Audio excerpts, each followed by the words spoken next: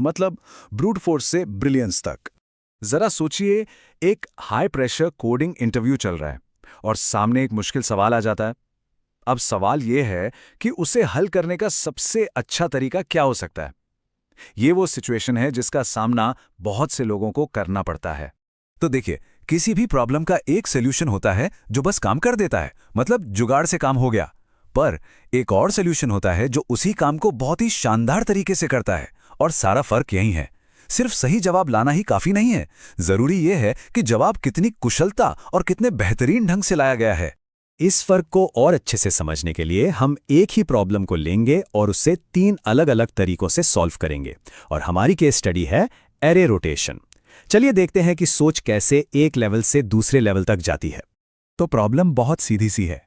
हमें एक n elements वाले एरे को k स्टेप्स दाईं ओर, मतलब राइट साइड में रोटेट करना है। मिसाल के तौर पर अगर एरे है 1 2 3 4 5 6 7 और k की वैल्यू 3 है, तो हमारा फाइनल एरे दिखना चाहिए 5 6 7 1 2 3 4। गोल एकदम क्लियर है। तो जो सबसे पहला तरीका दिमाग में आता है वो है एक नया टेम्परेरी एरे बनाना। हम सारे एलिमेंट्स को उनकी नई सही जगह पर कॉपी करते हैं और फिर इस नए एरे को वापस पुराने वाले में कॉपी कर देते हैं। हाँ, ये काम तो करता है, पर इसमें O ऑफ n स्पेस लगता है। मतलब जितनी बड़ी हमारी ओरिजिनल एरे है उतनी ही एक्स्ट्रा मेमोरी हमें और चाहिए। सोचिए, अगर एरे में करोड़ आइटम हुए तो एक और करोड़ आइटम के लिए जगह बनानी पड़ेगी। अच्छा, अब दूसरा तरीका देखते हैं जिसमें कोई एक्स्ट्रा स्पेस ना लगे। इसे बबल रोटेट कहते हैं। इसमें हम हर एलिमेंट को एक एक करके k बार शिफ्ट करते जाते हैं। इससे स्पेस तो बच जाता है, जिसे O ऑफ 1 स्पेस कहते हैं, मतलब ना के बराबर एक्स्ट्रा मेमोरी। लेकिन यह तरीका बहुत ही ज्यादा धीमा है। इसकी time complexity O of n into k है। मतलब अगर एरे बहुत बड़ा हुआ या रोटेशन ज्यादा करना हुआ तो यह बहुत ज्यादा टाइम लेगा। तो अब असली सवाल ये उठता है, क्या कोई ऐसा तरीका हो सकता है जिसमें दोनों की अच्छाई हो? क्या हम O ऑफ n टाइम में काम कर सकते हैं और O ऑफ 1 स्पेस में भी, मतलब तेज भी और मेमोरी में एफिशिएंट भी? जी हाँ, बिल्कुल। और इसका जवाब है रिवर्सल एल्गोरिदम। ये एक बहुत ही कमाल की, बहुत ही क्लेवर टेक्निक है। इसमें हम एरे को 2 हिस्सों में बांटते हैं।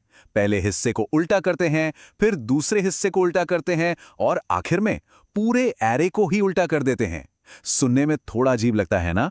चलिए देखते हैं ये जादू काम कैसे करता है। मान लीजिए हमारा एरे है 1 2 3 4 5 6 और हमें इसे 2 स्टेप्स से रोटेट करना है। तो रूल के हिसाब से हम पहले n-k एलिमेंट्स, यानी यहां पर पहले 4 एलिमेंट्स 1 2 3 4 को रिवर्स करेंगे। तो ये बन जाएगा 4 3 2 1 और बाकी का एरे वैसा ही रहेगा। तो अब हमारे पास है 4 3 2 1 5 6। अब बारी है दूसरे हिस्से की। हम आखिरी के k एलिमेंट्स जो यहां 5 और 6 हैं उन्हें रिवर्स करते हैं। तो ये बन गया 6 और 5। अब पूरा एरे दिखता है 4 3 2 1 6 और 5। हम अपनी मंजिल के काफी करीब पहुंच गए हैं। और अब आता है फाइनल स्टेप। हम इस पूरे एरे को एक साथ रिवर्स कर देते हैं और देखिए 5 6 1 2 3 4, हमें हमारा सही जवाब मिल गया, वो भी O ऑफ n टाइम में और O ऑफ 1 स्पेस के साथ। ये एक परफेक्ट उदाहरण है कि सही एल्गोरिदम कितना पावरफुल हो सकता है। अब एक और जरूरी बात, कभी-कभी सबसे अच्छा सॉल्यूशन किसी फैंसी एल्गोरिदम से नहीं, बल्कि काम के लिए सही टूल यानी सही डेटा स्ट्रक्चर चुनने से मिलता है। इसे समझने के लिए टू सम प्रॉब्लम से बेहतर कुछ नहीं हो सकता। ये एक क्लासिक इंटरव्यू सवाल है। हमें एक एरे दिया गया है और हमें उसमें से ऐसे 2 नंबर्स के इंडेक्स ढूंढने हैं जिनका जोड़ एक दिए हुए टारगेट के बराबर हो। तो जो सबसे सीधा, सबसे बेसिक तरीका है वो है 2 लूप्स का इस्तेमाल करना। हम एरे का हर एक नंबर उठाते हैं और उसे बाकी सभी नंबर्स के साथ जोड़कर देखते हैं कि क्या टारगेट पूरा हो रहा है। ये काम तो कर देगा, पर क्या ये एफिशिएंट है? बिल्कुल भी नहीं। इस सीधे तरीके की टाइम कॉम्प्लेक्सिटी है O ऑफ n स्क्वायर्ड, मतलब ऑर्डर ऑफ n स्क्वायर्ड। इसको ऐसे समझिए, अगर एरे में सिर्फ 10,000 नंबर्स हैं तो हमें लगभग 10 करोड़ ऑपरेशंस करने पड़ेंगे। आज के कंप्यूटर के लिए भी ये बहुत ज्यादा है, तो बड़े डेटा के लिए ये तरीका बिल्कुल बेकार है। तो फिर स्मार्ट तरीका क्या है? वो है हैश मैप का इस्तेमाल। सोचिए, ये एक तरह की जादुई डिक्शनरी है।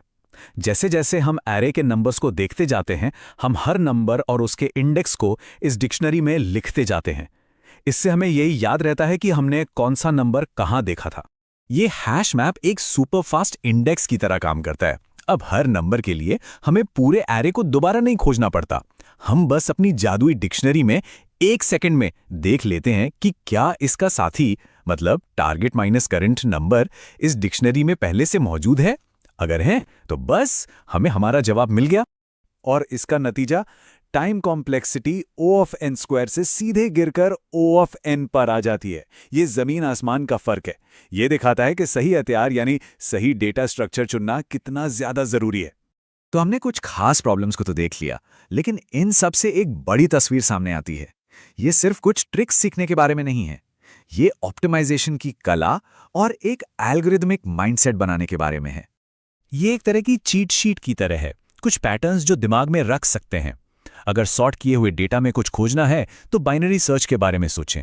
अगर कोई जोड़ी ढूंढनी है या कुछ लुकअप करना है तो हैश मैप के बारे में सोचें। अगर एक ही छोटी प्रॉब्लम बार बार सॉल्व करनी पड़ रही है तो शायद डायनामिक प्रोग्रामिंग मदद कर सकती है। और हाँ, हमेशा टाइम और स्पेस कॉम्प्लेक्सिटी के बारे में सोचना तो जरूरी है ही। तो असली खेल सॉल्यूशंस को रटने का नहीं है, ये सोचने का एक तरीका है। इसमें प्रॉब्लम की सीमाओं को समझना, अपनी पहली सोच पर सवाल उठाना और टाइम और स्पेस के बीच के लेन-देन को समझना शामिल है। तो आखिर में एक सवाल, कोई ऐसी एक जटिल प्रक्रिया सोचिए, चाहे वो कोडिंग में हो या असल जिंदगी में, जिसे और भी शानदार और भी ब्रिलियंट बनाया जा सकता है। ये सोचने के लिए एक दिलचस्प बात है।